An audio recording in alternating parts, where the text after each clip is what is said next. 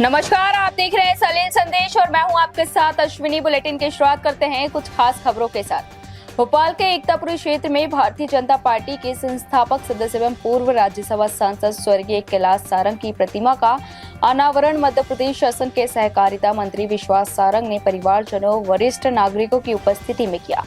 इस अवसर पर मातृ पितृ दिवस के तहत वृद्धजनों की आरती उतारकर चरण वंदना एवं पुष्प वर्षा कर उनका सम्मान किया गया और कार्यक्रम में नगर भोज का भी आयोजन किया गया, जिसमें बड़ी संख्या में नागरिक शामिल हुए। समारोह में भोपाल की प्रथम नागरिक महापौर मालती राय, कायस्थ समाज के प्रदेश अध्यक्ष सुनील श्रीवास्तव, अजय श्रीवास्तव, अभय प्रधान, विनय सक्सेना सहित कई गणमान्य लोग मौजूद रहे। भोपाल में अखिल भारतीय कायस्थ महासभा द्वारा प्रतिमा सम्मान समारोह एवं मासिक बैठक का आयोजन किया गया और कार्यक्रम की अध्यक्षता राष्ट्रीय अध्यक्ष एवं सहकारिता मंत्री विश्वास सारंग ने की। समारोह में 10वीं और 12वीं कक्षा में उत्कृष्ट प्रदर्शन करने वाली कायस्थ छात्राओं को सम्मानित किया गया। वहीं समाज के विभिन्न क्षेत्रों में उल्लेखनीय कार्य करने वाले समाजजनों को भी सम्मान प्रदान किया गया। इस अवसर पर महासभा के सदस्यों के जन्म दिवस एवं वैवाहिक वर्षगांठ भी मनाई गई और कार्यक्रम को संबोधित करते हुए मंत्री विश्वास सारंग ने विद्यार्थियों से कहा कि पढ़ाई या करियर से जुड़ी किसी भी समस्या के लिए वे सीधे उनसे संपर्क कर सकते हैं।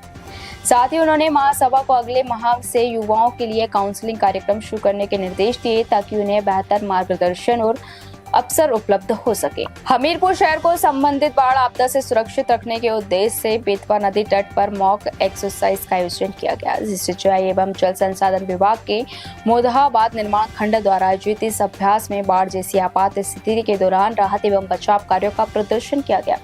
मॉक ड्रिल का मुख्य उद्देश्य संबंधित विभागों की तैयारियों का आकलन करना, अब तक इस समय त्वरित प्रतिक्रिया सुनिश्चित करना और विभिन्न विभागों के बीच बेहतर समन्वय स्थापित करना था। इस दौरान आपदा प्रबंधन से जुड़े अधिकारियों और कर्मचारियों ने राहत कार्यों का अभ्यास कर अपनी तैयारियों को परखा। खरगोन शहर के कसरावद रोड स्थित पार्ट क्रमांक 1 सुखपुरी क्षेत्र में करीब 4.5 करोड़ रुपए की लागत से बन रही सीसी सड़क की गुणवत्ता को लेकर विवाद खड़ा हो गया है। पार्षद मीना वर्मा ने निर्माण कार्य में घटिया सामग्री के उपयोग और निर्धारित मानकों की अनदेखी का आरोप लगाते हुए नगर पालिका से शिकायत की। शिकायत के बाद नपा के सहायक यंत्री ने मौके पर पहुंचकर निर्माण कार्य का निरीक्षण किया और सैंपलिंग की।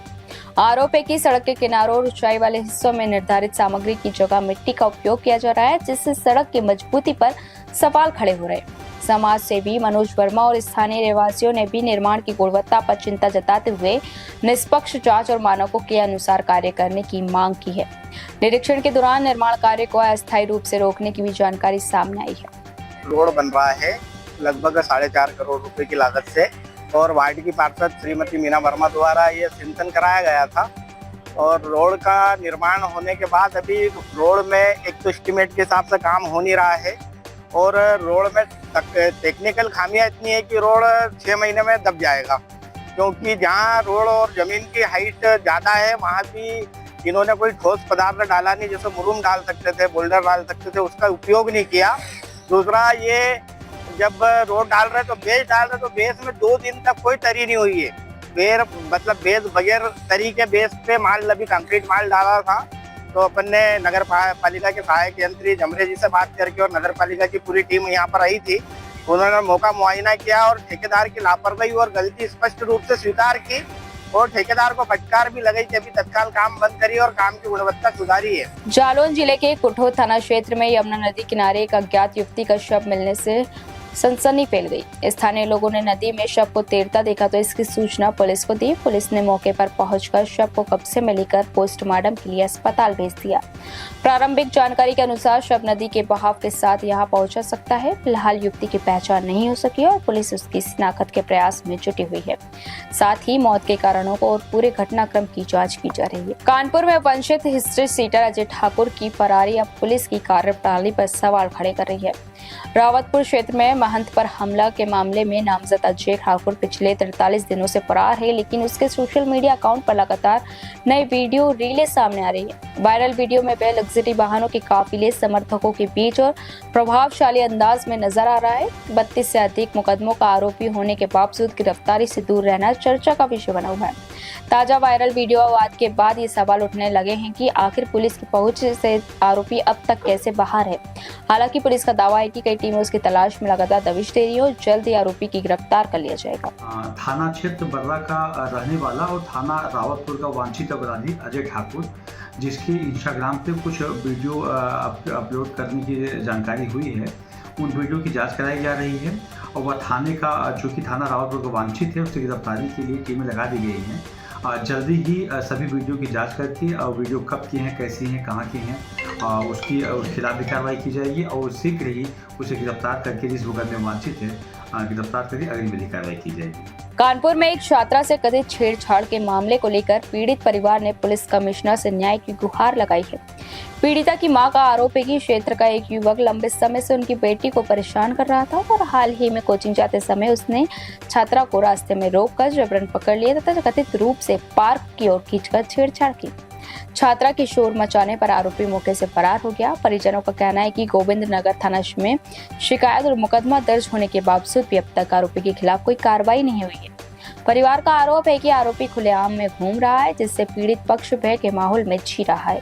कार्रवाई से असंतुष्ट परिजनों ने पुलिस कमिश्नर से मामले की निष्पक्ष जांच और आरोपी की जल्द गिरफ्तारी की मांग की है। मेरी बेटी के साथ ये चूल्हा बड़ा पार्क है, वहाँ विजय नाम का लड़का रहता है। मेरी बिटिया, हम और मेरा बउआ है और ये लड़की, हम लोग खाना खा पी के 8:30 बजे टहलने गए थे। वो वहीं दारू पी के खूब नशे में बैठा था। वो करीब 1 महीना से बिटिया को परेशान कर रहा था, तो हम इससे कह रहे थे तुम पढ़ाई में ध्यान दो, ये लोग लोफड़ हैं ऐसे बोलते हैं, इग्नोर करके चली जाया करो। लेकिन उस दिन तो उसने हदे कर दिया, इसका हाथ पकड़ लिया। जब ये चिल्लाने लगी तो गला पकड़ लिया और गलत शरीर में हाथ लगाने लगा। जब तक ये चिल्लाई, मेरा बउआ दौड़ा, उसको भी मारा। हम गए दौड़ के, हमें भी मारा। इसके बाद भाग गया। हमने जब 112 नंबर डायल किया, पुलिस आई, उन्होंने इसके बाप के पास हमें ले गई, बोली कि घर बताओ हमको। हम गए बताने। वहाँ जब हम पहुँचे तो इसका बाप बोला तुमको जो करना हो कर पाना, जाओ कर लो। मेरा लड़का घर में नहीं, भगा दिया था उसको। फिर हम चौकी गए। चौकी में हम 12 बजे तक बैठे रहे, मेरी कोई सुनवाई नहीं हुई वहाँ पे। उन्होंने कहा चलो तुम हम आ रहे हैं, कोई पुलिस नहीं आई। दूसरे दिन फिर हम थाने गए। थाने में भी हमको पूरे दिन बैठारे रहे। शाम हुई तो कह रहे हैं कि लाइट नहीं है, आप घर जाइए, कल आना। फिर मैं जब कल गई, कल भी हमको इतना टहलाते रहे, कम से कम 15 बार हमको थाने बुलाया गया होगा। इसके बाद कचहरी के भी 3-4 चक्कर लगवाए उन्होंने और अब कोई कार्रवाई नहीं हो रही। FIR हमें लग रहा है 7-8 दिन के बाद दर्ज हुई। दौड़ाते रहे, कोई कार्रवाई नहीं हुआ। तो ऐसे खुले घूम रहा है, गलत गंदे स्टेटस लगाता है, इंस्टाग्राम में डालता है लड़कों के पास। कह रहा तुम्हारी अम्मा ने दूध पिलाया हो तो तुम लड़ लेना, हम लड़ लेंगे, और तुम लड़की हो, अब मेरा कुछ रहा नहीं, तुम्हारा भी कुछ नहीं बचेगा, हम तुमको किसी लायक नहीं छोड़ेंगे, तुम्हें बर्बाद कर देंगे, उठा ले जाएंगे। ऐसे स्टेटस लगाता है, बोलता है। उसका बाप निकलो तो गाली बकता है। उसकी महतारी रोज डेली गली में आती है, घर में घुस के बताती है कि अब हमसे पंगा लिया है, अब इनको भारी पड़ जाएगा। अब मेरे छोटे बच्चे हैं, हमको उससे बहुत डर है। मेरी बिटिया कोचिंग नहीं जा पा रही, न कहीं निकल पा रही। उन्होंने छेड़छाड़ में लगाया, बोला है कि आपकी कार्रवाई हो रही है हमसे। और हमने जब GRP में उसमें माइक में डाला था, तो उसमें भी हम जो बोले नहीं वो उन्होंने गलत करके डाल दिया है। उसमें उन्होंने लिख दिया कि मैं कोई कार्रवाई नहीं चाहती हूँ, जबकि ऐसा कुछ नहीं, मैंने ये सब कुछ बोला ही नहीं। हमसे गलती से फ़ोटो खींच ली, मेरी फ़ोटो भी उसमें डाल दिया है। अब हम उस दिन जब परसों के दिन मैं थाने गई 6 बजे, हमने उनको दिखाया कि देखिए ये स्टेटस लगा रहा है, खुला घूम रहा है, आप अरेस्ट नहीं कर रहे। तो कह रहे मैं कुछ कर नहीं सकती हूँ, वो साइन करके चला गया है और न्यायालय करेगी जो करेगी। अब हम कुछ नहीं करेंगे, हमको उसकी इंस्टा ID ला के दो। हम कहाँ से इंस्टा ID लाएं? बिजनौर जिले के रेहड़ थाना क्षेत्र स्थित किरतपुर गांव में एक HF गाय द्वारा एक साथ 3 बच्चों को जन्म देने का दुर्लभ मामला सामने आया है।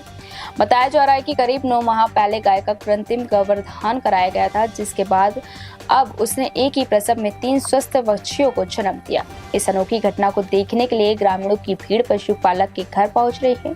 पशुपालक परिवार भी इस दुर्लभ घटना से हैरान है। पशु विशेषज्ञों के अनुसार एक गाय द्वारा एक साथ 3 बच्चियों को जन्म देना बेहद कम देखने को मिलता है। वहीं ग्रामीण इसे शुभ संकेत मानते हुए प्रकृति का अनूठा करिश्मा बता रहे हैं। बदायूं जिले के बिलसी थाना क्षेत्र स्थित बेहाटा गुसाई गांव में उस समय हड़कंप मच गया जब एक युवक मोबाइल टावर पर चढ़ गया। युवक का आरोप था कि उसके छोटे भाई के साथ मारपीट हुई, लेकिन उसे न्याय नहीं मिला।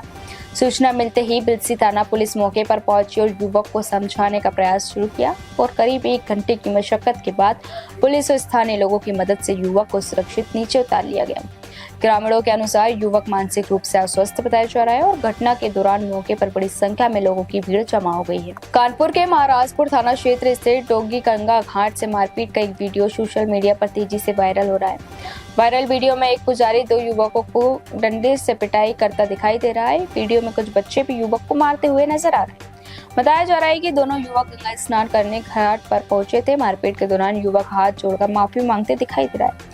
घटना का वीडियो सोशल मीडिया पर वायरल होने के बाद मामला चर्चा का विषय बन गया है। हालांकि वीडियो में दिख रहे हैं घटनाक्रम और आरोपों की आधिकारिक पुष्टि अभी नहीं आई।